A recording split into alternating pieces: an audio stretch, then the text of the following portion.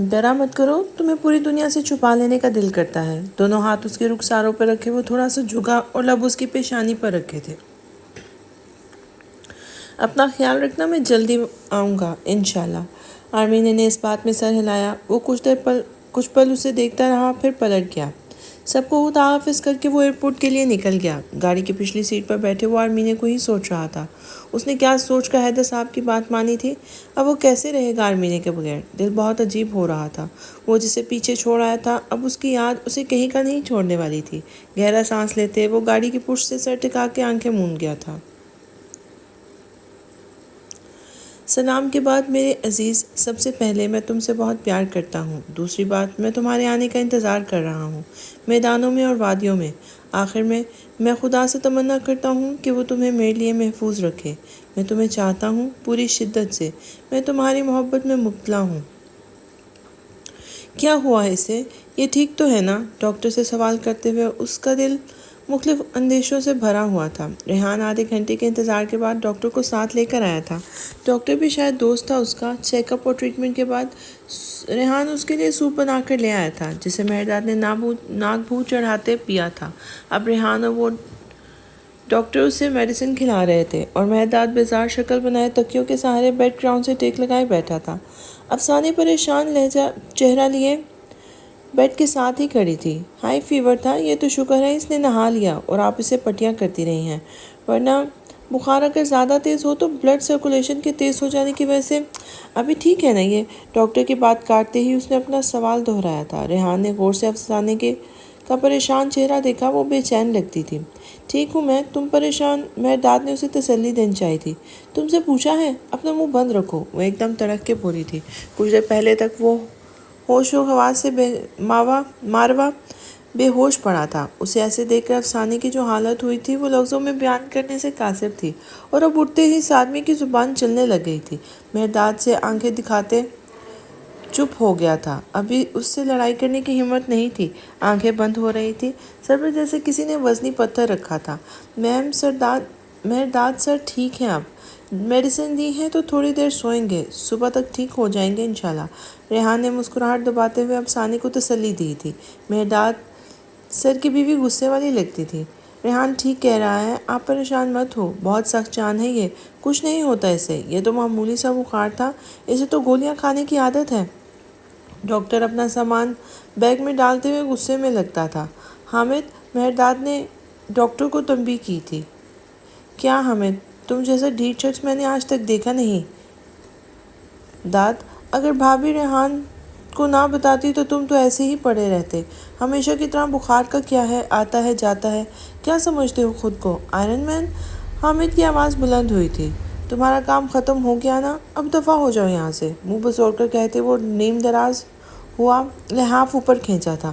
تم اپنی حرکتیں ٹھیک مت کرنا، ہم پر روب جھاڑتے رہنا صرف۔ ڈاکٹر، حامد اسے کلستے ہوئے اپنا بیگ اٹھایا۔ بھابھی آپ 2 منٹ بات سنیں، نرمی سے افسانے کو کہہ کے وہ کمرے سے باہر نکل گیا تھا۔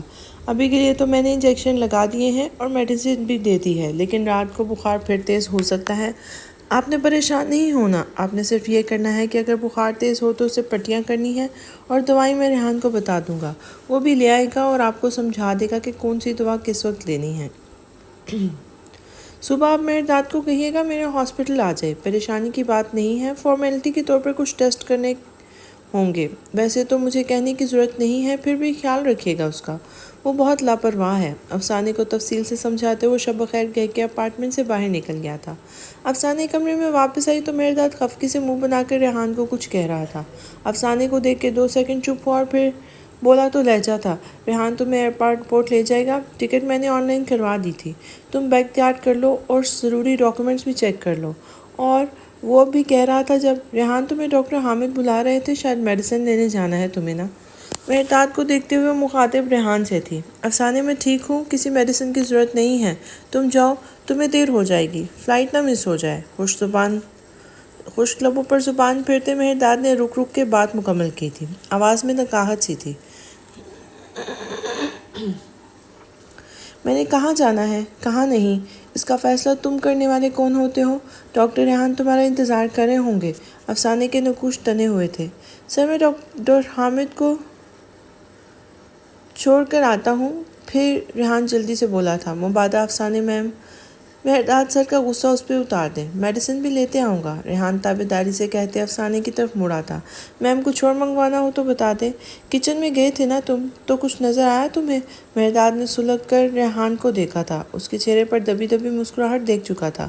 کھانے پینے کا سامان اور باقی چیزیں بھی دیکھ لو اگر کچھ ضروری ہے تو، پہلے تو کبھی نہیں تمہیں بتانا نہیں پڑا کہ کیا کرنا ہے، اس بار تمہیں لسٹ چاہیے؟ دن بدن اکھٹو ہوتے جا رہے ہو تم۔ اور ہاں، میڈیسن پڑی ہے ابھی، ہمیں دے کر گیا ہے، کوئی ضرورت نہیں ہے تمہیں ابھی واپس آنے کی، کل آنا سامان کے ساتھ، جاتے ہوئے دروازہ لاک کر جانا۔ اوکے سر، میں سمجھ گیا۔ سر کو ہلکا سا خم دیتے وہ کمرے سے باہر نکل گیا تھا۔ مہرداد بنا میم کے سامنے ہی ڈانٹ دیا، اب کیا امپریشن پڑا ہوگا میرا ان پر کہ میں کام چور ہوں۔ گھر سے باہر جانے تک وہ بڑبڑا رہا تھا۔ ریحان کے جانے کے بعد کچھ پل کمرے میں خاموشی چھائی رہی۔ مہرداد نے کنکھیوں سے افسانے کو دیکھا، وہ اس سے ہی گھور رہی تھی۔ وہ سیدھا ہو کر لیٹتے آنکھیں بند کر گیا تھا اور چلتے ہوئے بیڈ تک آئی۔ کچھ کھاؤ گے؟ فروٹس لے کے آؤں؟ ریحان لایا تھا، غصہ ضبط کرتے پوچھا تھا۔ نہیں، ابھی تو سوپ پیا ہے، اس نے نفی میں سر ہلایا تھا۔ اوکے سر، اس بات میں ہلاتے جوتے اتار کر وہ بیڈ پر اس کے ساتھ بیٹھی تھی، ہاتھ بڑھا کر اس کے ماتھے پر رکھا تھا، پھر گردن پر۔ بخار ابھی بھی تھا، اس کے چہرے کا لمس۔ مہرداد آنکھیں بند کر گیا تھا۔ ڈاکٹر نے کہا جب تک ٹیمپریچر نارمل نہیں ہوتا تمہیں ٹھنڈے پانی کی پٹیاں کرتے رہنا، وہ خفا انداز میں کہہ رہی تھی۔ میں ٹھیک ہوں، اب تم سو جاؤ، اس نے مدھم آواز میں کہا تھا۔ نیند آئے گی تو سو جاؤں گی، تم ماں مت بنو میری، ناراض انداز میں کہتے وہ اس کے سرہانے کی طرف کھسکی تھی۔ تمہیں اپنا گھر یاد آتا ہوگا نا، تمہاری ماما، وہ بھی تمہیں یاد کرتی ہوں گی، وہ بازو آنکھوں پر رکھے آہستہ آواز میں کہہ رہا تھا۔ آتی ہیں، بہت یاد آتی ہیں، جب بخار تھا تب تو اور زیادہ یاد آئی تھی۔ افسانے نے اس کا بازو آنکھوں سے ہٹایا اور ہلکے ہلکے اس کا سر دبانے لگی۔ کسی بھی تکلیف میں سب سے پہلے ماں ہی یاد آتی ہے، تمہیں بھی اپنے پیرنٹس یاد آتے ہوں گے نا؟ اس کی بات پر مہرداد نے کروٹ بدلنی چاہی تھی، وہ نہیں چاہتا تھا افسانے اس کی آنکھوں میں آئے آنسو دیکھے، لیکن افسانے نے اسے کندھے سے پکڑ کے ایسا کرنے سے باز رکھا تھا۔ سر میں درد ہو رہا ہے، اس کی آواز تھوڑی سی بھرا گئی تھی۔ وہ تھوڑا سا کھسک کر افسانے کے قریب ہوا اور سر اس کی گود میں رکھا تھا۔ کیا زیادہ درد ہے؟ انگلیاں اس کے بالوں میں چلاتے ہوئے بہت نرم انداز میں پوچھ رہی تھی۔ مہرداد نے کچھ بولے بغیر کروٹ بدلتے دونوں ہاتھ اس کی کمر کے گرد باندھتے اس کے پہلو میں منہ چھپایا تھا۔ وہ جانتا تھا کہ اگر ابھی کچھ بولا تو آنسو جنہیں پلکوں کی باڑ سے پیچھے چھپا رکھا تھا وہ اپنی حدود سے باہر نکل آئیں گے۔ افسانے چند لمحوں کے لیے ساکت بیٹھی رہ گئی، پھر آہستہ سے اس کی گردن کے گرد اپنے بازو کا حصار بناتے اسے خود سے لگاتے اس کے بال سہلائے۔ دوسرا بازو اس کے کندھے کے گرد پھیلایا تھا، وہ کسی چھوٹے بچے کی طرح اس کے پہلو سے لپٹا تھا۔ افسانے کو معلوم تھا مہرداد اس کے سامنے کمزور نہیں پڑنا چاہتا تھا۔ اس نے اس کا بھرم قائم رکھا، لحاف کھینچ کر اس پر صحیح سے پھیلایا۔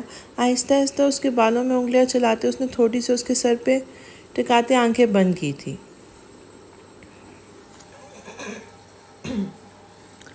میں نے تمہارے تمام غم اسی رات خرید لیے جب میں نے تمہیں اپنا دل دیا۔ وہ اس وقت ہزاروں فٹ اونچائی پر محو پرواز جہاز میں وی آئی پی کیبن میں اپنی سیٹ پر آنکھیں موندے بیٹھا تھا۔ پلکوں کے پیچھے وہی چہرہ تھا جس کا نقش اسے حفظ تھا۔ اسے وہ لمحہ یاد آیا جس لمحے ان کا نکاح ہوا تھا۔ وہ لمحہ یاد آیا اور وہ سبق روی سے گزر گیا۔ وہ ہمیشہ سے جانتا تھا کہ آرمینہ صرف اسی کی تھی اور اب تو اس کی شرعی اور قانونی بیوی بن گئی تھی۔ بیوی؟ وہ مسکرایا۔ خدا کی رحمت پر اس کا یقین پختہ ہوا تھا۔ اسے کسی قسم کی آزمائش میں نہیں ڈالا گیا تھا، وہ اس سے نوازا گیا تھا جس کی خواہش اس کے دل نے کی تھی۔ اس کے انتظار کو لاحاصل میں نہیں بدلا گیا۔ رہی بات دوری کی، اس درمیانی عرصے کی، تو وہ تیار تھا، اور کیا پتہ حیدر زمان کا دل پلٹ جائے اور وہ خود اس پر لگائی شرط ختم کر دے۔ اس نے گہرا سانس لیتے آنکھیں کھولی، چمکدار سیاہ آنکھیں جو کسی کی یاد سے روشن تھی۔ اس نے فون اٹھا کر دیکھا، درخشے کے نمبر سے میسیجز کا نوٹیفیکیشن آیا ہوا تھا۔ اسے یاد آیا جب وہ پلین میں بیٹھ کر فون آف کر رہا تھا تو اسی وقت درخشے نے کچھ واٹس ایپ کیا تھا۔ اس کی چیٹ پر کلک کیا تو سامنے ہی 3 تصاویر تھیں، اس کی، آرمینہ کی، جب وہ پینٹ ہاؤس کی بالکنی میں ساتھ کھڑے تھے۔ اس نے پہلی تصویر پر کلک کیا، وہ کیمرے کے مخالف سمت رخ کے بالکنی سے نظر آتا شہر کا ویو تھا۔ اس نے دوسری تصویر سوائپ کی، یہ ان دونوں کا سائیڈ پوز تھا۔ سفید لباس میں ملبوس، کمر پہ بکھرے سیاہ بالوں کے ساتھ وہ اس کی گردن میں باہیں ڈالے کھڑی تھی۔ رائت دونوں بازو اس کی کمر پر باندھے بلیک پینٹ پر سفید شرٹ میں ملبوس تھا۔ شرٹ کے اوپر 2 بٹن کھلے ہوئے تھے۔ وہ دونوں مسکراتے ہوئے ایک دوسرے کو دیکھ رہے تھے۔ آرمینی کے لب گلائی میں ہلکے سے نیم وار تھے۔ یہ وہ لمحہ تھا جب اس نے اسے تھینک یو کہا تھا۔ رائت نے تصویر کو زوم کیا۔ آرمینی کے چہرے کو فوکس کرتے اس نے انگوٹھا اسکرین پر پھیرا تھا۔ کچھ گھنٹے پہلے وہ ایک ساتھ تھے اور اب وہ اس سے اتنا دور آ گیا تھا۔ تصویر زوم آؤٹ کر کے اس نے تیسری پکچر کو سوائپ کیا تھا۔ سیم پوز تھا مگر اس بار رائت کا ماتھا آرمینی کے پیشانی سے ٹکرا رہا تھا۔ تصویر بہت آرٹسٹک طریقے سے کھینچی گئی تھی۔ درخشے نے بہت خوبصورت منظر تصویر کی صورت میں قید کیا تھا۔ آرمینی کے جھمکوں کو زوم کر کے دیکھتے زوم آؤٹ کیا اور واپس سے دوسری تصویر پر سوائپ کیا۔ تھوڑی دیر تصویر دیکھنے کے بعد اس نے گہرا سانس لیتے فون بند کیا تھا۔ دماغ خراب ہو رہا تھا۔ آخری ملاقات یاد آئی تھی۔ کیا سوچ کر غیر معینہ مدت تک آرمینی سے دور رہنے کا وعدہ کر لیا تھا اس نے؟ وہ بھلا رہ سکتا تھا اس کے بغیر؟ اوف رائت، کیا بنے گا تمہارا؟ اس نے جھرجھری لیتے گھٹنوں پہ رکھے بلینکٹ سینے تک کھینچا۔ سونے کی کوشش کرتے آنکھیں بند کی تھی۔ آریز سونے کے لیے لیٹا تو آنکھوں کے پردے پر جس چہرے کا عکس روشن ہوا تھا وہ اس کا دیوانہ تھا، درخشے بن طلال۔ پورے رات کے مناظر آنکھوں میں لہرائے تھے۔ جب وہ آرمینی کے گلے لگی، اسے نکاح کی مبارکباد دے رہی تھی، اسی وقت آریز آرمینی کے قریب ہی کھڑا تھا۔ اسے درخشندے کے لباس سے اٹھتے پرفیوم کی مدھم سی مہک محسوس ہوئی تھی۔ اسے اس کے پرفیوم کی چوائس پسند آئی۔ وہ تیز خوشبو نہیں لگاتی تھی جو لوگوں کو اس کی طرف متوجہ کرتی۔ اس کا پرفیوم صرف ان لوگوں کو محسوس ہو سکتا تھا جو اس کے قریب ہو۔ آریز اس خوش قسمت لوگوں میں سے نہیں تھا۔ وہ ٹھنڈی سانس بھر کے رہ گیا تھا۔ اور پھر جب وہ پینٹ ہاؤس دیکھنے گئے تھے، وہاں پر اس کی بات تو نہیں ہوئی تھی اس سے، لیکن وہ اسے دیکھ کے مسکرا رہی تھی۔ اس کی مسکراہٹ آریز نے کروٹ بدلتے تکیہ باہوں میں دبوچا تھا۔ درخشم، اس کا نام لیتے لبوں پر مسکراہٹ بکھری تھی۔ پھر اسے تاروں سے بھرا آسمان یاد آیا۔ ان ستاروں کے چادر تلے موجود درخشیں اور اس کی باتیں۔ اس کی مسکراہٹ سمٹی تھی۔ آنکھوں میں اندیشے تر آئے تھے۔ کیا مطلب تھا اس کی بات کا؟ "They burn alone"، یہ اپنے قریب آنے والوں کو بھی جلا دیتے ہیں۔ کیا وہ ستاروں کی بات کر رہی تھی یا خود کے بارے میں بات کر رہی تھی؟ خوبصورت اور خطرناک۔ وہ کروٹ بدلتے ہوئے سیدھا ہوا تھا، بازو سر تلے رکھے چھت پر نظریں ٹکائی تھی۔ کیا وہ اس کی محبت سے واقف تھی اور اسے خبردار کر رہی تھی؟ اس کا دل ایک دم پریشان ہو گیا تھا۔ ساری خوشی غارت ہو گئی تھی۔ اٹھ کے بیٹھتے سائڈ ٹیبل سے پانی کی بوتل اٹھا کے منہ سے لگائی تھی اور جنرل بات کر رہی تھی۔ وہی زیادہ سوچ رہا ہے۔ یہ سب سوچ کر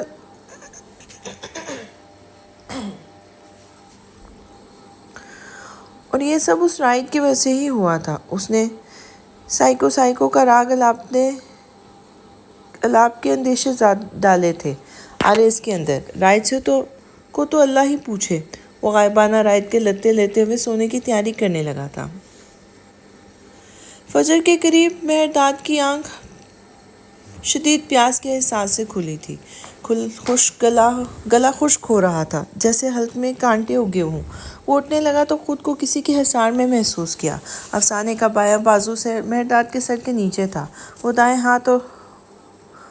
دایاں ہاتھ اس کی گردن پہ رکھے ہوئے تھی۔ مہرداد نے دوبارہ پلکیں جھپکی، لیکن منظر وہی تھا۔ وہ کچھ دیر بے حرکت پڑا رہا، پھر افسانے کا گردن پہ رکھا ہاتھ ہٹاتے وہ دھیرے سے اٹھا۔ افسانے تھوڑا سا کسمسائی اور کروٹ بدل کے منہ دوسری طرف کر کے سو گئی تھی۔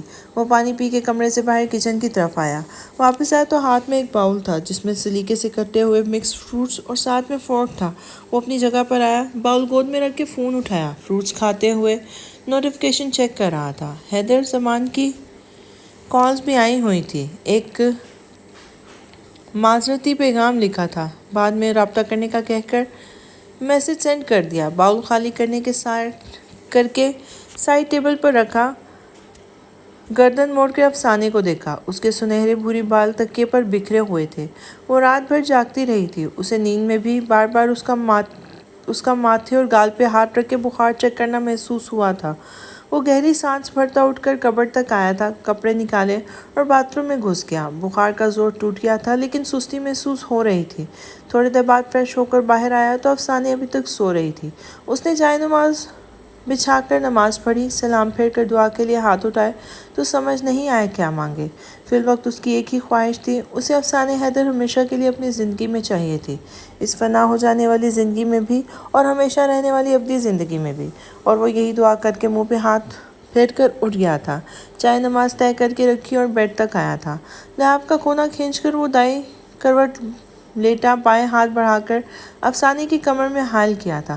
اب پتہ نہیں صبح وہ اس کے بال کھینچے گی یا بچت ہو جائے گی۔ اس نے مسکراتے ہوئے سر اس کے بالوں میں چھپایا اور سونے کی کوشش کرنے لگا۔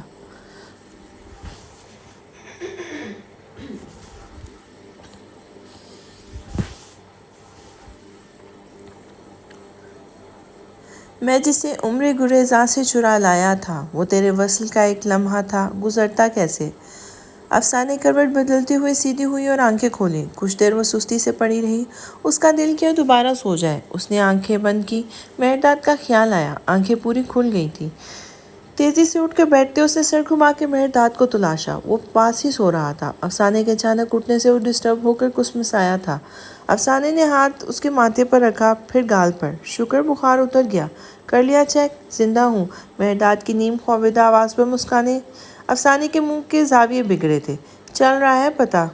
وہ بیڈ سے اتر گئی تھی، فریش ہو کر کافی براؤن رنگ کے ٹراؤزر اور شرٹ میں ملبوس کچن میں آئی تو وہ ناشتہ بنا چکا تھا۔ وہ چپ کر کے کرسی کھینچ کے بیٹھ گئی تھی، اچھی طرح سے ناشتے سے انصاف کیا۔ وہ واپس کمرے میں آئی اور اپنا بیگ نکالا۔ ناشتے کے برتن دھو کر مہرداد اس کے پیچھے کمرے میں آیا تھا۔ بخار کے ساتھ اتنی محنت سے ناشتہ بنایا میں نے، تھوڑی سی تعریف ہی کر دیتی تم، شکوہ کیا تھا۔ بخار اتر گیا ہے تمہارا، ماشاءاللہ سے ہٹے کٹے ہو، اتنا بخار تمہارا کچھ نہیں بگاڑتا، وہ نارمل انداز میں کہتے بیڈ میں چیزیں الٹ پلٹ کر رہی تھی۔ ریحان کو فون کرو، پہلی اویلیبل فلائٹ میں سیٹ بک کراؤ اور ریحان سے کہو مجھے ایئرپورٹ چھوڑ آئے، سادگی سے کہتے وہ جوتے اتار کر بیڈ پہ بیٹھی اور فون پہ مصروف ہو گئی تھی۔ تم نے کہا تھا تم نہیں جا رہی، پھر اب؟ اس نے لب کاٹے تھے۔ میں نے کہا تھا میں تمہاری مرضی سے نہیں جاؤں گی، اب میں خود کہہ رہی ہوں جانے کا۔ اس کی بات پر مہرداد اس کے سامنے جا کے بیٹھا تھا۔ لیکن کیوں؟ لب کاٹتے وہ اس کے فون پر جھکے سر کو دیکھ رہا تھا۔ میری مرضی، تمہیں کیوں بتاؤں؟ تم کون ہو میرے؟ اس نے کندھے اچکاتے بے نیازی سے کہا تھا۔ میں کون ہوں؟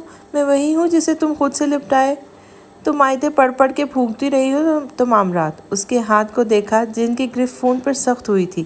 میں وہ ہوں جس کی تکلیف پر تم خود اذیت میں آ گئی تھی۔ تم نے مجھے سوری تک نہیں بولا۔ اس کی بات کاٹتے وہ دبا دبا سا چلائے تھے۔ I am sorry for every thing, میں نے بہت غلط کیا تھا تمہارے ساتھ۔ تم اگر اذیت میں تھی تو خوش میں بھی نہیں تھا۔ تم یہ جان لو کہ تم وہ واحد ہستی ہو جس کی خوشی کے لیے میں کسی حد تک بھی جا سکتا ہوں۔ تمہیں تکلیف پہنچانے والوں پر زمین تنگ کر دوں گا، یہ وعدہ ہے میرا۔ اس کی بات پر افسانے نے سر اٹھا کے اسے دیکھا تھا۔ اور اگر میں کہوں کہ تم مجھے تکلیف پہنچاتے ہو تو میں نے کبھی جان بوجھ کر کچھ نہیں کیا۔ تمہیں جس طرح تمہیں اپنی زندگی میں شامل کیا تھا وہ غلط تھا، لیکن اس کے بعد میں نے کبھی بھی جان بوجھ کر ایسا کچھ نہیں کیا جس سے تمہیں اذیت ہو۔ وہ پوری سچائی سے کہہ رہا تھا۔ یو ڈونٹ لو می، تم مجھ سے محبت نہیں کرتے، تم نے کبھی نہیں کہا کہ تمہیں مجھ سے محبت ہے۔ وہ پوری کوشش سے آنسوں کو آنکھوں میں آنے سے روک رہی تھی۔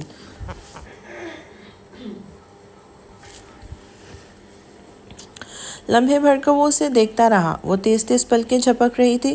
افسانے، وہ تھوڑا سا اس کے نزدیک ہوا، ہاتھ بڑھا کر اس کی گردن پہ رکھا تھا۔ اس نے چونک کر اسے دیکھا تھا۔ تم دوبارہ سوچ لو، تمہیں رکنا ہے یا مجھے چھوڑ کے چلے جانا ہے؟ وہ اس کے اتنے قریب بیٹھا چھوڑ کے جانے کی بات کر رہا تھا۔ افسانے نے گردن جھکا کر آنسو روکے تھے۔ جانا ہے، وہ جھکے سر سے کہہ رہی تھی۔ پھر اگر مجھے تمہاری یاد آئی تو؟ وہ مزید اس کے نزدیک ہوا تھا۔ اس کی سانسیں افسانے کو اپنی اپنی پلکوں پر محسوس ہوئی تھی۔ نہیں آئے گی، تم مجھے کبھی یاد نہیں کرو گے۔ تمہاری یاد میں مر گیا تو؟ اپنا ماتھا افسانے کی کن پٹی ٹکاتے اس نے آنکھیں بند کی تھی۔ یہ صرف باتیں ہوتی ہیں۔ مہرداد کی ہلکی شیو کی چبھن اسے اپنے گال سے ہوتی تھوڑی پر محسوس ہوئی تھی۔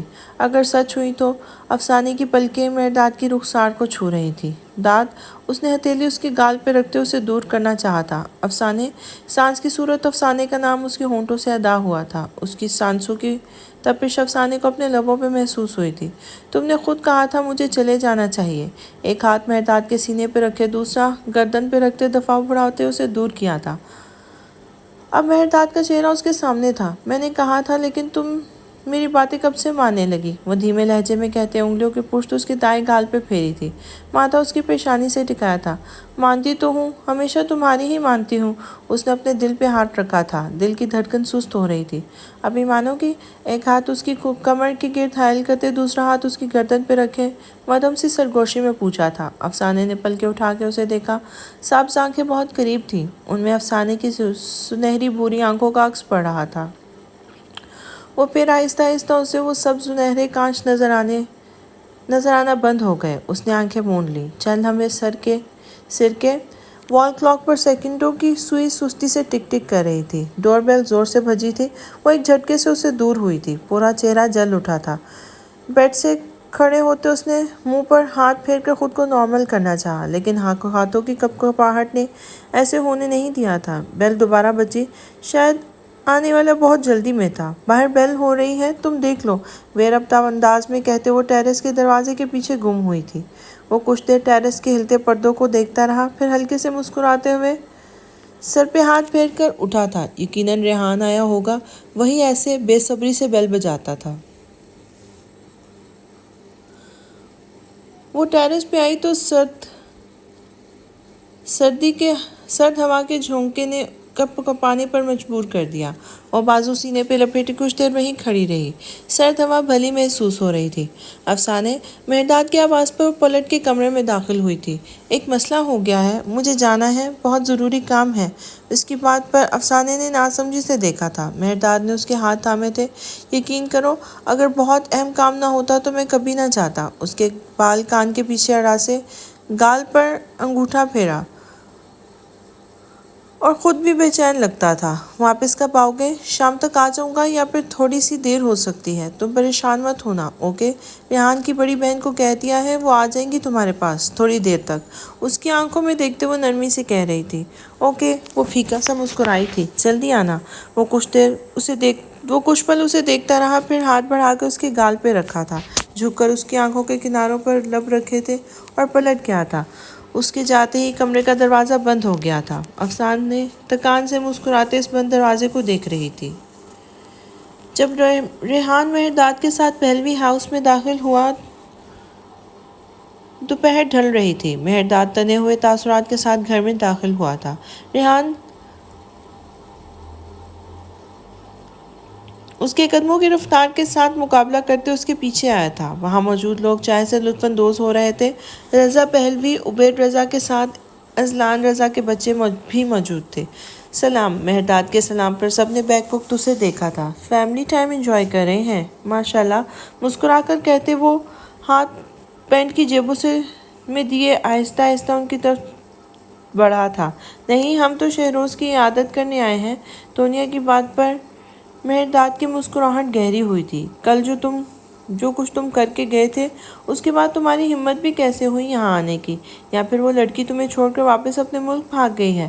شمسا کے لہجے کی پنکار پر مہرداد نے آنکھیں چھوٹی کر کے اسے دیکھا تھا۔ آنکھوں پہ تبش آئی لیکن مسکراہٹ برقرار تھی۔ اپنی روایات جس طرح آپ نے دکھائی ہیں اس کے بعد آپ اسی انتظار میں ہوں گی، لیکن آپ کی بدقسمتی۔ صاف مذاق اڑانے کا والا لہجہ تھا اس کا۔ شمسا کو تو مانو آگ ہی لگ گئی تھی۔ نہیں گئی نا؟ کوئی بات نہیں، تمہاری بختی اسے جلد ہی تباہ کر دے گی۔ تب وہ سر پیٹنے کے علاوہ کچھ نہیں کر سکے گی۔ یا پھر یہ بھی ہو سکتا ہے کہ تم اس پہ ماتم کر رہے ہو۔ مستقبل کا کس کو پتہ ہے؟ اس بار شمسا نے بھی مسکرا کے وار کیا تھا۔ مہرداد لب بھیج کے رہ گیا تھا، پھر دائیں بائیں سر ہلاتے مسکرایا تھا۔ آپ کو بہت شوق ہے نا ماتم دیکھنے کا؟ پھر تو آپ کو ماتم کرنا بھی آتا ہوگا۔ دنیا، تم عیادت کرنے آئی تھی نا؟ مسکراتے ہوئے لہجے میں شمسا سے کہتے وہ دنیا کی طرف مڑا تھا۔ اگلی بار تم آؤ تو سیاہ لباس پہن کر آنا۔ ان خاتون کا ماتم بھی دیکھنا اور ان سے تعزیت بھی کر لینا۔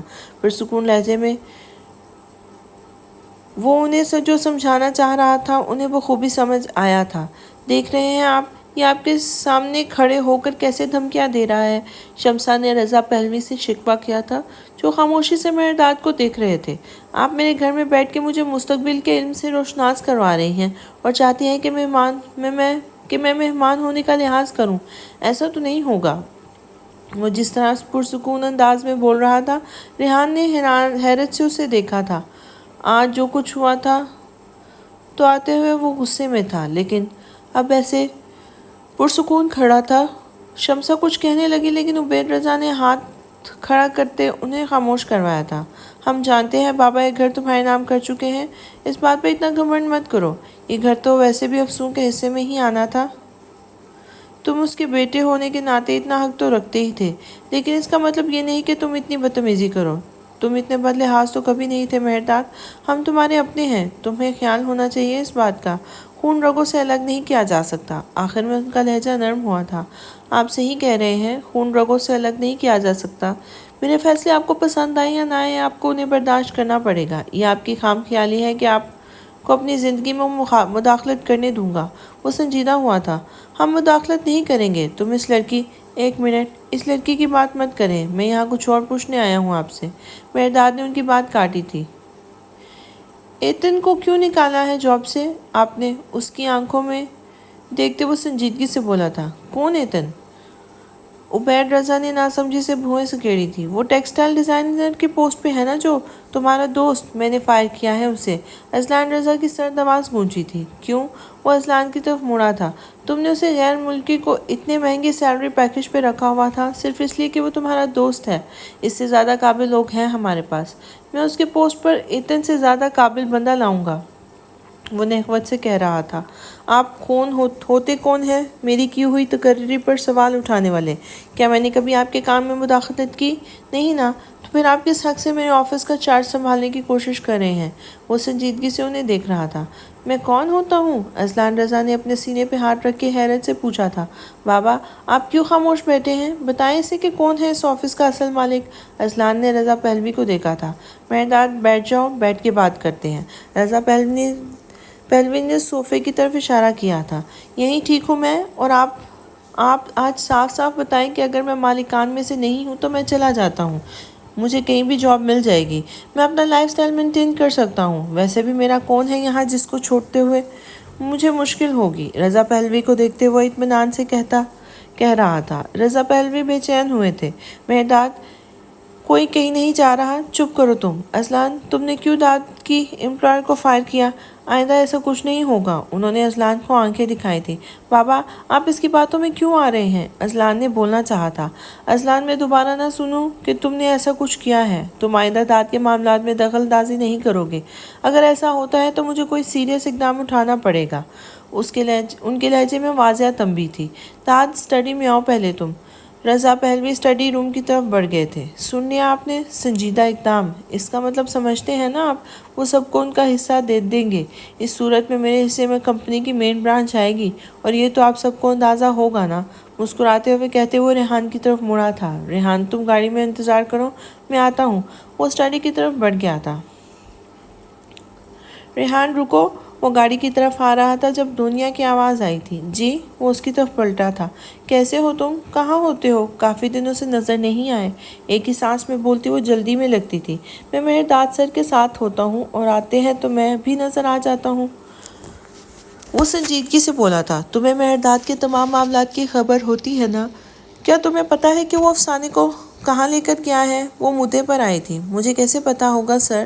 سر مجھے ہر بات تھوڑی بتاتے ہیں، میں صرف آفس کے معاملات تک جانتا ہوں انہیں، اور اپنی ذاتی زندگی میں وہ کیا کرتے ہیں، کہاں جاتے ہیں، مجھے نہیں معلوم۔ اس کے چہرے پر سادگی تھی۔ دنیا نے غور سے دیکھا وہ سچ بول رہا تھا۔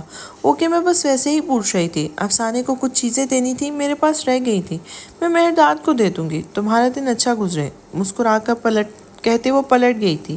ریحان بھی سر چٹک کر گاڑی میں بیٹھا تھا۔ انہوں نے کیا سمجھا ہوا تھا؟ یہ ایسے معصوم بن کے پوچھیں گے اور میں بتا دوں گا؟ فون سے ہینڈ فری اٹیچ کرتے وہ مسکرایا تھا۔ تم مصروف تو نہیں تھے؟ کیا میں نے تمہیں ڈسٹرب کیا؟ وہ دونوں اس وقت ایک کافی شاپ پر کاؤنٹر کے ساتھ کھڑے تھے۔ نہیں میں فری ہی تھا۔ وہ اس کے کندھوں کے پیچھے سے نظر آتے منظر کو دیکھ رہا تھا۔ یک رو یا سڑک کی طرف دونوں اطراف میں کافی شاپس کی تعداد اور زیادہ تھی۔ لوگ تیز تیز قدموں سے آ جا رہے تھے۔ گہما گہمی دن پوری طرح روشن تھا۔ میری ضروری مجھے ضروری بات کرنی ہی تھی تم سے۔ رات کو مام ڈیڈ نے مجھ سے کچھ پوچھا ہے۔ ان کی کافی یاد آ گئی تھی۔ وہ کافی لے کر شاپ سے باہر آئے۔ اب وہ روڈ کنارے ایک ساتھ چلتے ہوئے جا رہے تھے۔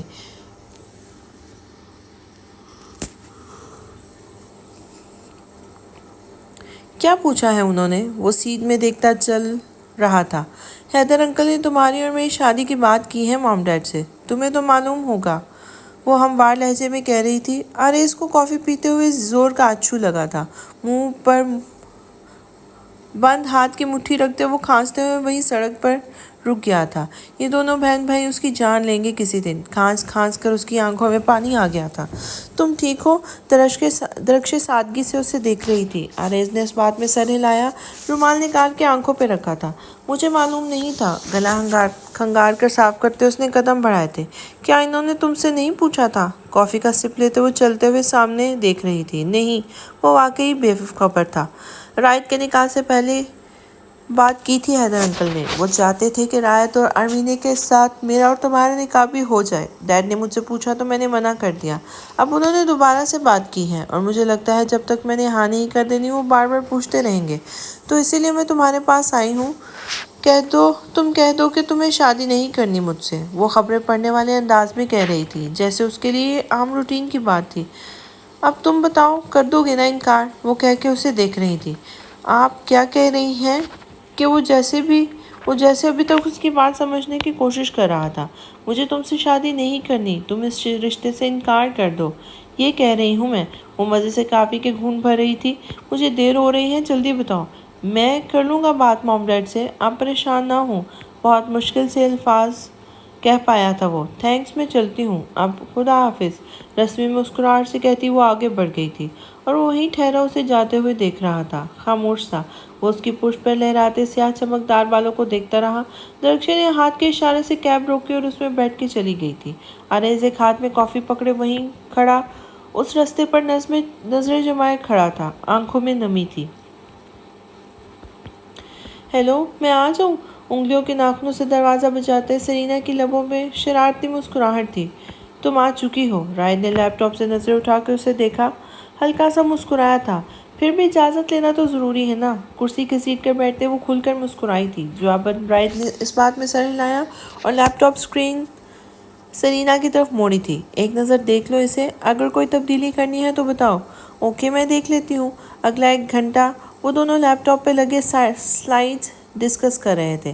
چلو یہ تو ہو گیا، اب تم مجھے یہ بتاؤ کہ تم شام کو کیا کر رہے ہو؟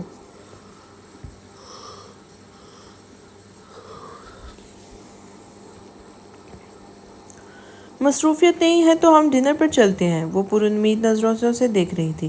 ڈنر؟ وہ ابھی کہہ رہا تھا جب فون بجا۔ ایکسکیوز می، سرینا سے معذرت کرتے اس نے کال آن کی تھی۔ مرحبا۔ دوسری طرف جو بھی تھا شاید وہ بولنے کا شوقین تھا، لیکن رائد نے صرف سلام کیا تھا اور اب وہ پچھلے 2 منٹ سے مسکراتے ہوئے دوسری طرف کی بات سن رہا تھا۔ اوکے، مجھے سمجھ آ گئی، میں تمہیں رات تک بھیج دوں گا۔ ہاں جی، سچ کہہ رہا ہوں، پکا وعدہ، نرمی سے کہتے اس نے الوداعی کلمات ادا کرتے فون بند کیا تھا۔ سرینا، سوری میں شام کو بزی ہوں، ہم کسی اور دن ڈنر پہ چلیں گے۔ وہ معذرت خواہ ہو رہا تھا۔ کیا اس کال کی وجہ سے ہے؟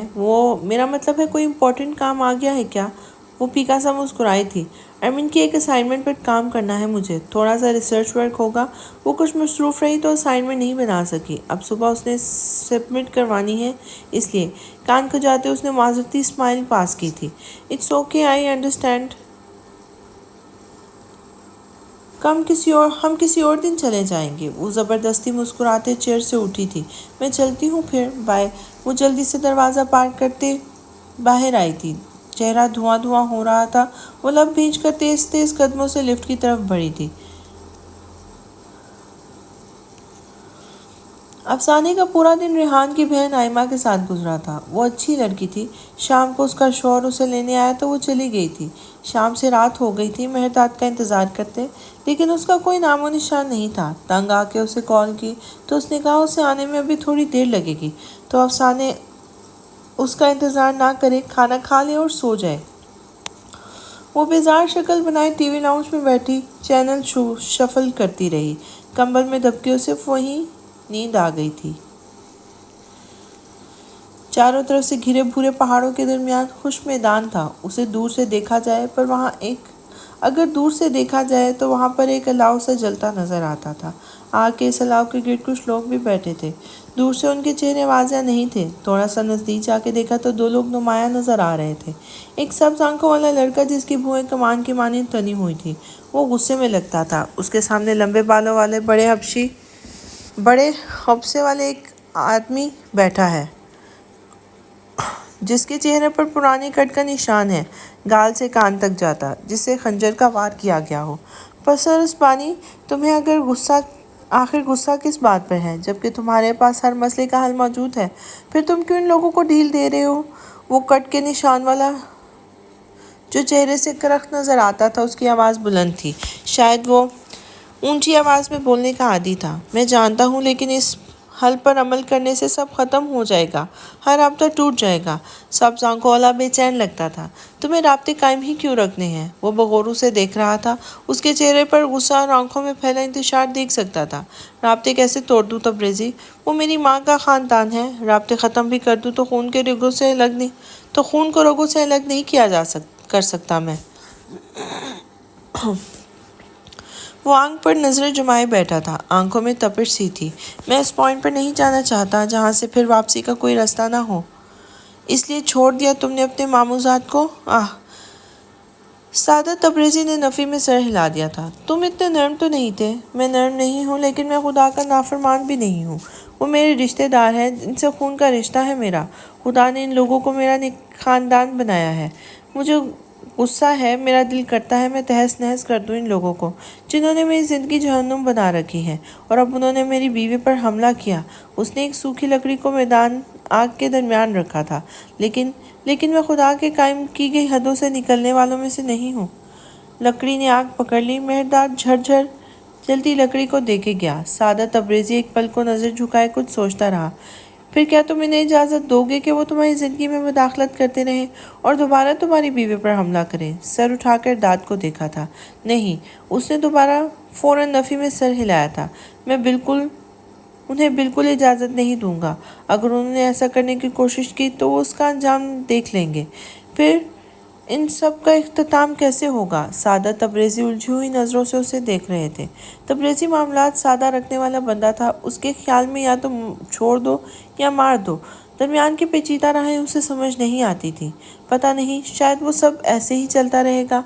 मैं कट ऑफ नहीं कर सकता, लेकिन उन्हें उनके हदूद में रख सकता हूँ। तुम्हें पता है, अफसाने के आने से पहले सब ठीक चल रहा था। अगर मैं ख़ानदान की किसी लड़की से शादी कर लेता तो सब ठीक ही रहना था। वो जो खोल थे अपनायत के, वो कायम रहते। लब काटते अब वो एक और खुश लकड़ी को आग में रख रहा था। फिर तुमने उस लड़की से शादी क्यों की? उसे क्यों ले आई इस खारदार रहगुजर पर? सादत की आंखों में अफसोस था। ये जो दिल है ना तबरेज़ी, ये बहुत बेबस कर देता है। मैंने सब कुछ जानते बूझते उस लड़की को इस सब में घसीट लिया, क्योंकि मेरे दिल ने उसके बगैर धड़कने से इनकार कर दिया था। वो हल्का सा हंसा, शायद अपनी बेबसी पर। मैं उसके साथ रहता हूँ तो लगता है दुनिया में कोई गम नहीं है। सब कुछ एकदम साफ शफाफ लगता है। उसके साथ ज़िंदगी बेमानी नहीं लगती। उसके आने से मुझे ज़िंदगी में मकसद मिल गया है। इतनी बड़ी कायनात में मुझे कोई अपना मिल गया है तबरेज़ी। उसकी आंखों की जगमगाहट कई गुना बढ़ गई थी। और अगर वो चली गई तो क्या होगा? वो इस सब से तंग आ गई तो? तबरेज़ी की बात पर मेहरदाद ने पलकें उठाकर दूर पहाड़ों से मिलते आसमान पर जगमगाते सितारों को देखा था। वो नहीं जाएगी, मैं जानता हूँ, वो नहीं जाएगी। वो मुझे कभी नहीं छोड़ेगी, कभी भी नहीं। उसके लहजे में यकीन था। सितारों भरे आसमान ने बेसाख्ता उसके यकीन के सलामत रहने की दुआ की थी। चलता हूँ, ज़िंदगी सलामत रही तो फिर मिलेंगे। वो उठा तो सादत भी साथ ही उठ के खड़ा हुआ था। सादत के गले मिलकर वो थोड़ा फासले पर खड़े अपनी गाड़ी की तरफ बढ़ गया था। सादत तबरेज़ी उसकी गाड़ी को जाता देख रहा था। उसके करख चेहरे पे मुस्कुराहट थी। मेहरदाद, तुम तो आशिक बन गए हो। वो मुस्कुराते हुए सर झटक अपनी जगह पर वापस बैठा था। मम्मा डैड घर पे हैं क्या? आरिस घर आया तो सीधा सारा की तरफ गया था। वो भी आए हैं, फ्रेश होने गए हैं। तुम बैठो, वो आते ही होंगे। सारे ने वो गौर उनका अंदाज देखा था। वो परेशान लगता था। मामा, क्या आप लोगों ने दलाल अंकल से क्या बात हुई आप लोगों की? उसने साफ बात करना मुनासिब समझा था। इधर आओ, बैठो इधर। سارا نے اسے بازو سے تھام کر صوفے کی طرف اشارہ کیا تھا۔ ہم نے تمہارا رشتہ مانگا ہے درخشے کے لیے، وہ اس کے برابر بیٹھتے ہوئے نرمی سے کہہ رہے تھے، اور ہمیں یقین ہے وہ انکار نہیں کریں گے۔ لیکن ماما، آپ لوگوں نے مجھے کیوں نہیں بتایا؟ اس کا سر ہلکا پھلکا درد کر رہا تھا، کیونکہ ہم تمہاری درخشے کے لیے پسندیدگی سے واقف ہیں۔ ہمیں پتا تھا تمہیں کوئی اعتراض نہیں ہوگا، انہوں نے نرمی سے کہا تھا۔ ماما، میں ابھی ان سب کے لیے تیار نہیں ہوں۔ تو تم کیوں تیار نہیں ہو؟ حیدر زمان کی آواز پر آریز نے سر اٹھا کے انہیں دیکھا تھا۔ ڈیڈ، یہ سب بہت جلدی ہے۔ ہاں ٹھیک ہے، مجھے درخشے پسند ہے، لیکن شادی بہت بڑا فیصلہ ہوتا ہے۔ ہم دونوں کے بھی اس بارے میں کوئی بات نہیں ہوئی۔ میں اسے پسند کرتا ہوں یہ کافی نہیں ہے، درخشے بھی مجھے پسند کرتی ہے یا نہیں یہ جاننا میرے لیے ضروری ہے۔ آپ لوگوں کو پہلے مجھ سے بات کرنی چاہیے تھی۔ سارا نے الجھ کے اس کے دیکھا تھا، اس کی باتیں بے ربط محسوس ہوئی تھیں انہیں۔ طلال اور فاطمہ درخشے کی مرضی سے ہی کوئی فیصلہ کریں گے نا، ایسے تو نہیں ہاں کر دیں گے وہ۔ سارا کی بات پر آریز نے پہلو بدلا تھا۔ پھر بھی آپ کو نہیں لگتا کہ آپ لوگوں نے جلدی کر دی؟ لب کاٹتے ہوئے اس نے اپنے ہاتھ سے ایک کن پٹی دبائی تھی۔ سر زیادہ درد ہوتا جا رہا تھا۔ آریز، کیا کوئی بات ہوئی ہے؟ تمہیں خوش ہونا چاہیے، لیکن تم تو پریشان لگ رہے ہو۔ سارا نے اس کے گال پہ ہاتھ رکھ کے اس کا چہرہ اپنی طرف موڑا تھا۔ وہ چند لمحے انہیں دیکھتا رہا۔ نہیں، کوئی بات نہیں، سر میں درد ہے اور تھکن ہو رہی ہے، بس آپ کافی بھجوا دیجیے گا میرے روم میں پلیز، میں تھوڑی دیر آرام کروں گا۔ Good night. وہ اپنے کمرے کی طرف بڑھ گیا تھا۔ حیدر، یہ سارا نے فکر مندی سے کچھ کہنا چاہا تھا۔ وہ ٹھیک ہے، اس کے لیے اچانک خبر تھی تو بس اسی لیے ایسا بہیو کر رہا ہے، اسے تھوڑا وقت دو۔ حیدر نے نرمی سے سارا کے ہاتھ پہ ہاتھ رکھا تھا۔ سارا فکر مند سی بیٹھی تھی، وہ بیڈ پہ چت لیٹا چھت کو ہی دیکھ رہا تھا۔ ذہن میں درخشے کی باتیں گھوم رہی تھی۔ وہ کیوں انکار کر گئی تھی؟ کیا اسے آریز پسند نہیں تھا، یا کوئی اور تو نہیں جسے وہ پسند کرتی تھی؟ اس نے بے چینی سے کروٹ بدلی تھی۔ ایسا نہیں ہو سکتا تھا، اس کی زندگی میں کوئی اور ہوتا تو آریز کو پتا ہوتا۔ پھر وہ کیوں منع کر رہی تھی اس رشتے سے؟ وہ اس کے سامنے اپنی محبت کا اظہار کیوں نہیں کر پایا؟ وہ اس کی بات پر حامی بھر کیوں نہیں پایا؟ اس کی بات پر حامی کیوں بھر آیا تھا؟ آریز نے سر تکیے میں چھپایا۔ کیا اسے درخشے سے وجہ نہیں پوچھنی چاہیے تھی؟ سر دونوں ہاتھوں میں تھامتے وہ اٹھ بیٹھا تھا۔ پتہ نہیں وہ کتنی دیر ایسے ہی بیٹھا رہا۔ جب اس کا فون بجا تھا، اس نے نمبر دیکھا۔ رائت، ہیلو، بیزاری سے ہیلو کیا گیا تھا۔ وہ اس وقت کسی سے بات کرنے کے موڈ میں نہیں تھا۔ تم پاگل ہو آریز، یہ کیا کر کے آئے ہو؟ رائت جیسے غصے میں بھرا بیٹھا تھا۔ کیا ہوا؟ تم نے کیا کہا ہے درخشے کو؟ تمہیں بتا ہی دیا ہوگا اس نے، پھر مجھ سے کیوں پوچھ رہے ہو؟ وہ اس وقت ہر چیز سے بیزار تھا۔ تم نے کیوں کہا اسے کہ تم اسے رشتے سے انکار کر دو گے؟ تم ایسا کیسے کر سکتے ہو؟ رائت نے جیسے اس کی عقل پہ ماتم کیا تھا۔ تو کیا کرتا؟ پیچھے پڑ جاتا ان کی مرضی نہیں ہے تو کیا میں زبردستی کروں؟ کم آن رائت، جب انہوں نے انکار کر دیا ہے تو میں ان کے فیصلے کا احترام کروں گا۔ وہ اس وقت ضبط کی انتہا پر تھا۔ ہاں، تم مہانتا کی مورت ہو نا، تم ایسے کیسے کر سکتے ہو؟ لیکن تم کم سے کم اس سے وجہ پوچھ سکتے تھے۔ ان سب سے کیا ہوتا ہے؟ مجھے اگر درخشے کے رویے میں تھوڑی سی بھی لچک نظر آتی تو میں ضرور پوچھتا، لیکن جب معلوم ہوا کہ سوال کا جواب ہرٹ کرے گا تو اپنے دل کا احترام کرتے ہوئے سوال نہیں کرنا چاہیے۔ میں نے بھی نہیں کیا۔ کیا کوئی سوال جو انہوں نے کہا مان لیا؟ دروازہ بجا۔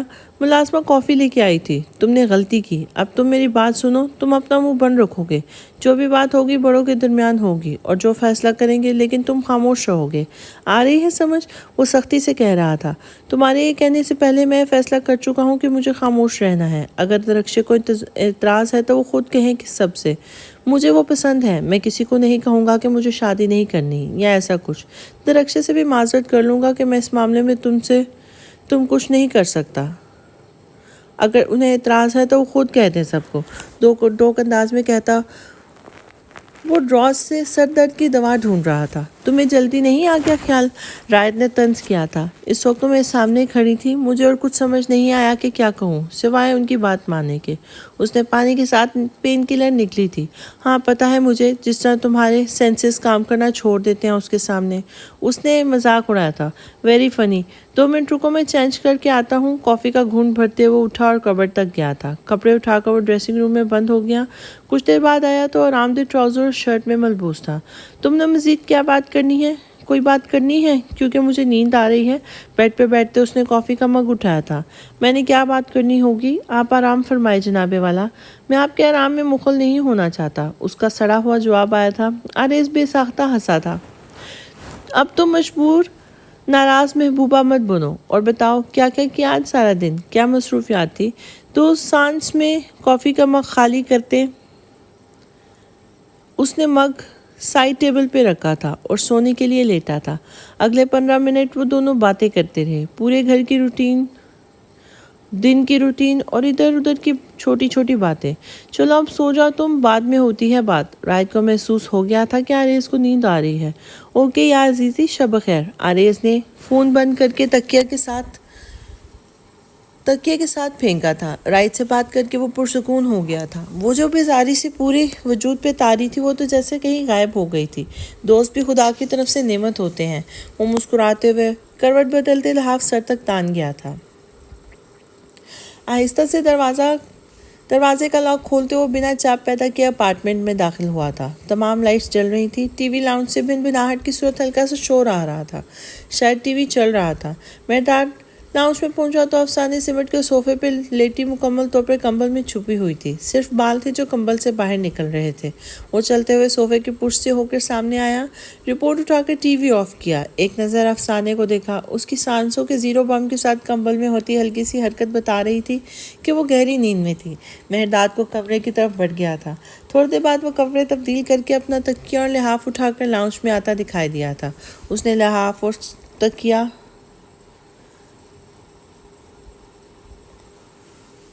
سنگل صوفے پہ رکھا اور افسانے تک آیا تھا۔ ذرا سا جھک کر صوفے کے نیچے سے اس نے ہاتھ سے تپ تپا کر کچھ چیک کیا، پھر وہ سیدھا ہو کر اس کی پشت کو ہلکے ہاتھوں سے دبا گیا اور آرام سے اسے سیدھا کیا تھا۔ اور صوفے پر اب وہ صوفہ کم بیڈ مکمل طور پر بیڈ کی شکل اختیار کر گیا تھا۔ اوپن ایریا کچن کو چھوڑ کر اس نے سارے گھر کی لائٹس آف کی تھی۔ اپنا تکیہ افسانے کے تکیے کے ساتھ جوڑ کے رکھتے اور لحاف پھیلا کر عورتیں بائیں طرف کروٹ بدلتے افسانے کی طرف رخ کر کے لیٹ گیا تھا۔ تھوڑا سا اٹھ کے افسانے کو کمبل کے سمیت اپنی طرف کھینچا کہ کہیں وہ نیند میں کروٹ بدلتے کنارے سے نیچے نہ گر جائے۔ ہاتھ بڑھا کے اس کے بالوں کو چھوا، لبوں پر مسکراہٹ آئی۔ وہ آنکھیں بند کر کے سونے کی کوشش کرنے لگا۔ موبائل کی مسلسل زوں زوں سے افسانے کی آنکھ کھل گئی تھی۔ اس سے پہلے کہ وہ خود آواز کے ماخذ کو تلاشتی، فون بند ہو گیا تھا۔ 3 سیکنڈ کے وقفے سے پھر فون وائبریٹ ہوا تھا۔ اس نے ہاتھ مار کے فون تلاشا جو سوتے ہوئے بے دھیانی میں اس کی کمر تلے دب گیا تھا۔ مندی منگی آنکھوں سے فون کی اسکرین کو دیکھا، سارا کی کال آ رہی تھی۔ فون آن کرتے وہ اٹھ کے بیٹھی تھی۔ ایک ہاتھ سے جمائی روکتے اس نے بھاری آواز میں ہیلو کیا تھا۔ افسانے، کیسی ہو بیٹا؟ سارا کی نرم فکر مند سی آواز اس کے سماعتوں سے ٹکرائی تھی۔ میں ٹھیک ہوں، آپ کیسی ہیں؟ بات کرتے ہوئے اس نے گردن موڑ کر برابر میں لیٹے مہرداد کو دیکھا تھا جو اس کی آواز سے ڈسٹرب ہوا تھا۔ تبھی لحاف منہ کے اندر کر کے بازو آنکھوں پہ رکھا تھا۔ یہ کب آیا تھا؟ وہ رات کو اس کا انتظار کرتے وقت سو گئی تھی۔ افسانے، تم ٹھیک تو ہو نا؟ کب آؤ گی ملنے؟ ایک بار تو شکل دکھا جاؤ اپنی، ایسے بھی کیا ضد ہے؟ سارا کی آواز میں تھکن تھی۔ میں ٹھیک ہوں ماما، آپ پریشان مت ہو، ہمیشہ والے الفاظ میں انہیں تسلی دی تھی۔ مہرداد نے بازو آنکھوں سے ہٹا کر نیم خوابیدہ آنکھوں سے اسے دیکھا تھا۔ وہ کمبل سینے سے لگائے ریڈ ہاف بازو ٹی شرٹ میں کھلے سنہری بالوں کے ساتھ فون کان سے لگائے بیٹھی تھی۔ میں نے کچھ اور بھی کہا تھا، ملنے کب آؤ گی؟ سارا کی بات پر وہ کچھ پل کو خاموش سی ہو گئی تھی۔ مہرداد کی طرف دیکھا، وہ اسے ہی دیکھ رہا تھا۔ نظریں ملنے پر مسکراتے ہوئے وہ اس کی طرف کھسکا تھا۔ ہاتھ بڑھا کر اس کا کمبل ہٹاتے اس کی گود میں سر رکھا تھا۔ بازو پیچھے کر کے افسانے کا ہاتھ پکڑ کے اپنے ماتھے پہ رکھا اور آنکھیں بند کر لی تھی۔ افسانے کی نظر اس کی پلکوں پہ گئی تھی، مڑی ہوئی خمدار پلکیں۔ اس کے ہونٹوں کی بناوٹ بہت خوبصورت تھی، جب وہ مسکراتا تھا تو اور زیادہ پیارا لگتا تھا۔ وہ اپنی ماں پہ گیا تھا، زینب نے بتایا تھا۔ افسانے کو یاد آیا، افسوئی رضا یقیناً بہت خوبصورت ہوں گی۔ آہستہ سے اس کے بالوں میں انگلیاں چلاتے وہ اسے دیکھے گئی۔ افسانے، سارا کی پکار پر وہ چونک کر ہوش میں آئی تھی۔ جی ماما، تم نے جواب نہیں دیا، کیا ابھی تک اپنے بابا سے ناراض ہو، اس لیے نہیں آنا چاہتی؟ نہیں ماما، میں کسی سے ناراض نہیں ہوں، نظریں داد کے چہرے پر ٹکائے وہ ان سے کہہ رہی تھی۔ سارے شکوے ختم ہو گئے؟ اس کی بات پر مہرداد کے لبوں پہ خم آیا، وہ مسکرایا تھا شاید۔ مہرداد کیسا ہے؟ وہ ٹھیک ہے نا تمہارے ساتھ؟ وہاں کے لوگ کیسے ہیں؟ وہ سب اچھے ہیں نا تمہارے ساتھ؟ سارا کو جو چیز پریشان کر رہی تھی وہ یہی تھی، سب بہت اچھے ہیں، میرا خیال رکھتے ہیں، آپ پریشان مت ہو۔ افسانے کے الفاظ پر مہرداد نے آنکھیں کھول کے اسے دیکھا تھا۔ مہرداد بھی اچھا ہے، اتنا برا نہیں ہے، کرتوت شکل سے میچ کرنے لگے ہیں۔ وہ ہلکا سا ہنسی تھی۔ مہرداد نے پلکیں سکیڑ کر اسے دیکھا تھا۔ اب اس بات کا کیا مطلب تھا؟ اوکے ماما، میں فون رکھتی ہوں، نماز کا وقت ہو گیا ہے اور ہم جلد آئیں گے آپ سے ملنے، ڈونٹ وری۔ مہرداد کی بائیں آنکھ کے کنارے پہ انگوٹھا پھیرتے اس کی آنکھوں کی سلوٹ دور کی تھی۔ وہ ابھی تک کرتوتوں والی بات پہ اسے گھور رہا تھا۔ او ہاں، میں تو بھول ہی گئی کہ تمہارے ہاں فجر کا وقت ہوگا۔ اپنا خیال رکھنا، میں رکھتی ہوں فون۔ اللہ حافظ۔ سارا فون بند کر گئی تھی تو افسانے نے فوڈ سائڈ پر پھینکا اور مہرداد کی طرف متوجہ ہوئی تھی۔ کرتوت شکل سے میچ کرنے لگے ہیں، اس بات کا کیا مطلب تھا؟ وہ اس کی گود میں سر رکھے اسے گھور رہا تھا۔ کیوں بتاؤں؟ اب ہٹو، مجھے نماز پڑھنی ہے۔ اسے ہٹانے کی کوشش کی لیکن وہ ٹس سے مس نہیں ہوا تھا۔ داد ہٹو یار۔ ہاں پہلے بتاؤ۔ وہ مسد ہوا تھا۔ تم ایسے نہیں ہٹو گے، ہاں؟ رکو ذرا۔ سمجھ کر سر ہلاتے اس نے دونوں ہاتھوں سے اس کے بال پکڑے تھے۔ افسانے وہ ہنستے ہوئے اپنے بال اس کی گرفت سے چھڑانے کی کوشش کر رہا تھا۔ اٹھ رہا ہوں یار، بال تو چھوڑو۔ وہ مسلسل ہنستا جا رہا تھا۔ افسانے نے مسکراتے ہوئے بال چھوڑے۔ وہ سیدھا ہو کر بیٹھا تھا، دونوں ہاتھ سے بال سیٹ کرتے اسے گھورنا چاہا تھا۔ افسانے نے زبان نکال کر آنکھیں ٹیڑھی کر کے اسے منہ چڑھایا تھا۔ وہ گردن پیچھے پھینک کر ہنسا تھا۔ تم بچ جاؤ مجھ سے مائی ڈیئر وائف۔ فی الحال تو میں نماز پڑھنے جا رہی ہوں، تم بھی پڑھ لو۔ اٹھو شاباش مائی ڈیئر ہسبینڈ۔ پاؤں میں سلیپر پہنتے وہ کھڑی ہوئی تھی، ذرا سے چھو کر اس کے گال چٹکیوں میں بھر کر زور سے کھینچے اور جلدی سے کمرے کی طرف بھاگ گئی تھی۔ مہرداد دونوں ہاتھ گالوں پہ رکھے اس گرنے کے انداز میں لیٹا تھا۔ کچھ دیر چھت کو تکنے کے بعد وہ مسکراتے ہوئے اٹھا تھا۔ اس کا ارادہ مسجد میں نماز پڑھنے کا تھا۔ لبوں پہ مستقل مسکراہٹ کا بسیرا تھا۔ زندگی بہت خوبصورت ہو گئی تھی۔ افسانے سے بات کرنے کے بعد سارا فون ہاتھ میں لیے بیٹھی تھی۔ آج انہوں نے افسانے کی ہنسی سنی تھی۔ ان کا دل اطمینان سے بھر گیا تھا۔ اتنے عرصے میں پہلی بار وہ انہیں خوش لگی تھی۔ اس نے آج اپنے اور مہرداد کے لیے ہم کا قافیہ استعمال کیا تھا۔ جہاں سارا کا دل ایک دم ہلکا پھلکا ہو گیا تھا، وہیں آنکھوں میں نمی بھی در آئی تھی۔ بیٹیاں کتنی جلدی بڑی ہو جاتی ہیں۔ وہ جو ان کے وجود کا حصہ تھی، وہ کہہ رہی تھی کہ وہ ان سے ملنے آئے گی، اسے ان سے مل کے واپس جانا ہوگا اپنے شوہر کے ساتھ۔ وہ اپنے گھر میں اپنے شوہر کے ساتھ خوش تھی، اس بات کا اطمینان تو تھا تو اس کے خود سے دور چلے جانے کی اداسی بھی تھی، لیکن یہ تو پھر قدرتی بات تھی، سائیکل آف دی نیچر تھا۔ بچے بڑے ہو جاتے ہیں اور اپنی الگ اڑان بھرتے ہیں، لیکن اس کا مطلب یہ نہیں ہوتا کہ انہیں اب اس یونٹ کی ضرورت نہیں رہی۔ جہاں اڑنا سیکھا ہے، نئے آسمانوں میں قدم جمانے کے لیے انہوں نے اپنے گھر سے سپورٹ کرنے کی ضرورت ہمیشہ رہتی ہے۔ یہ یقین ہمیشہ ہونا چاہیے کہ اگر وہ ڈگمگا کر گرنے لگیں گے تو وہ سنبھال لیے جائیں گے۔ سارا نم آنکھوں سے مسکراتے اپنے کمرے کی طرف بڑھ گئی تھی۔ انہیں عشاء کی نماز پڑھنی تھی، اپنے بچوں کی خوشیوں کے طویل ہونے کی دعا کرنی تھی۔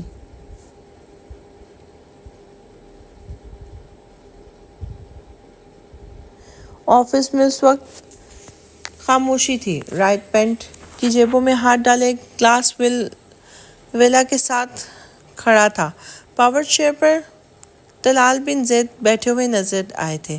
ان کے سامنے والی چیئر پر فاطمہ متفکر سے بیٹھی تھی۔ رائٹ گہرا سانس لیتے ان کی طرف مڑا تھا۔